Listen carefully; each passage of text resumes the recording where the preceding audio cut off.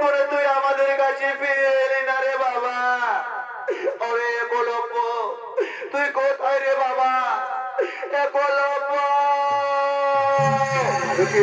আমার বৃদ্ধ পিতা, তাহলে আমার পিতা কোথায়?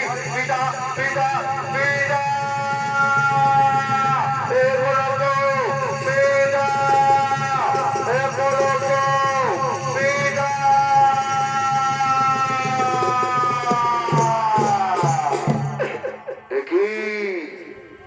একই একলব্য, তোর হাত দিয়ে রক্ত পড়ছে কেন রে একলব্য? তোর চোখে নয়নের ধারা কেন? পিতা, আজকে যে আমাদের খুশির দিন পিতা, আনন্দের দিন। ওই গুরুদেব দ্রোণাচার্য আমাকে শিষ্যরূপে গ্রহণ করেছে, কিন্তু শিষ্যরূপে স্বীকার করলো।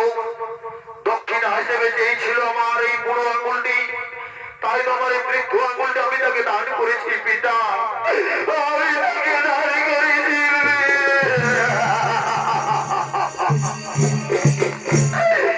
ওরে ওরে একলব্য, আজ দুদিন হয়ে গেল আমি কিছু খেতে পাইনি রে বাবা। তুই কি মনে মনে কিছু স্বীকার করেছিস? না না পিতা, না, আমি কিচ্ছু স্বীকার করতে পারিনি পিতা,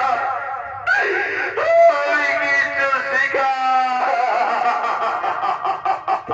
ওরে ওরে একলব্য, বাড়িতে যে তোর বৃদ্ধ মা বসে রয়েছে তোর অপেক্ষায়, আমার সন্তান আমার জন্য কিছু খাবার আনবে।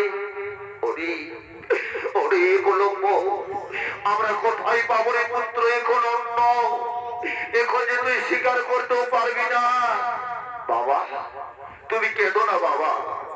আমার মতো পুত্র সন্তান যখন তোমাদের বাড়িতে জন্ম নিয়েছে, প্রয়োজন পড়লে আমি ওই নগরে নগরে ভিক্ষে করব, তবু আমি তোমাদের মুখে অন্ন তুলে দেব, আমি তবু তোমাদের মুখে অন্ন তুলে দেব।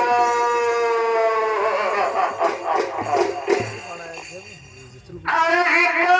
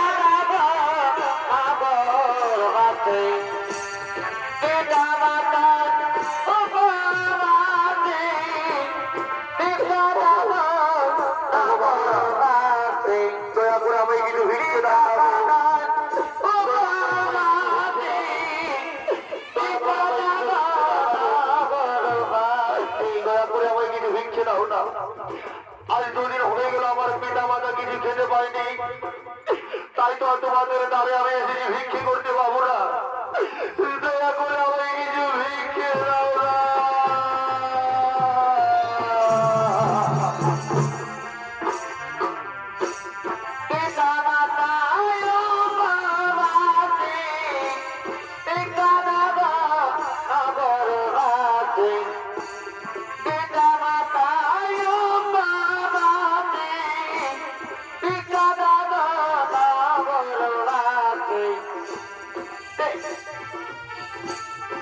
ভগবান তোমাদের মঙ্গল করুক বাবা, ভগবান তোমাদের মঙ্গল করুক।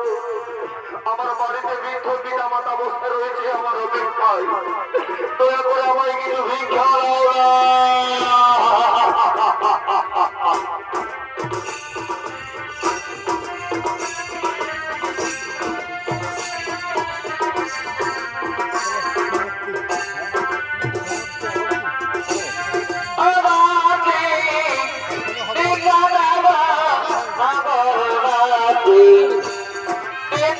Bye.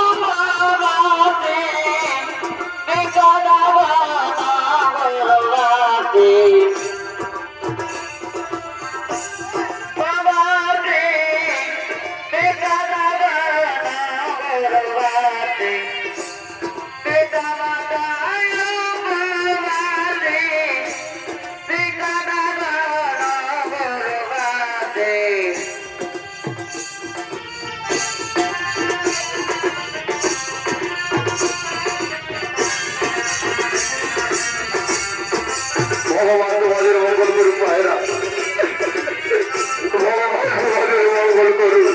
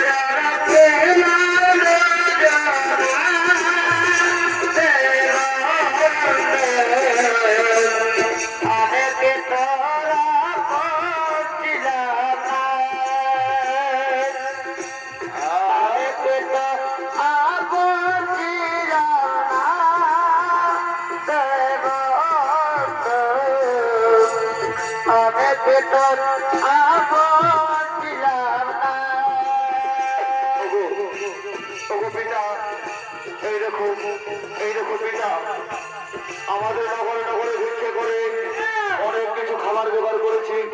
চলো পিতা, এই খাবারগুলি আমরা আমাদের মায়ের কাছে নিয়ে যাবো পিতা। এই খাবারগুলি আমরা আমাদের মাতার কাছে